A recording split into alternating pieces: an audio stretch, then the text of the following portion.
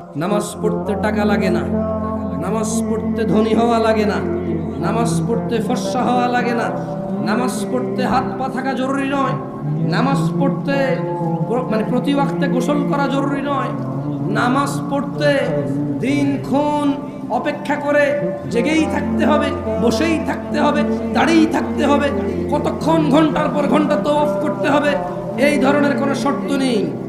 মহিলা পুরুষের আলাদা বিধান নেই, ধনী দরিদ্রের আলাদা বিধান নেই। অথবা তারা যারা সালাতকে ত্যাগ করেছে, আল্লাহর নবী বলছে ইসলামের স্তম্ভ 5টি: আল্লাহকে সাক্ষী দেওয়া, ওনার রাসূলকে সাক্ষী দেওয়া এবং সালাত প্রতিষ্ঠিত করা, সমর্থবান যাকাত দেওয়া, সমর্থবান হজ করা, 11 মাস শেষে 1 মাস রোজার মাস যারা পেল তারা রোজা রাখবে, তারাই হচ্ছে মুসলমান। এটা হচ্ছে ইসলামের স্তম্ভ। কয়েকটি কাজ একনিষ্ঠভাবে করলেই আমরা জান্নাতে প্রবেশ করতে পারি, যার অন্যতম হলো সিয়াম।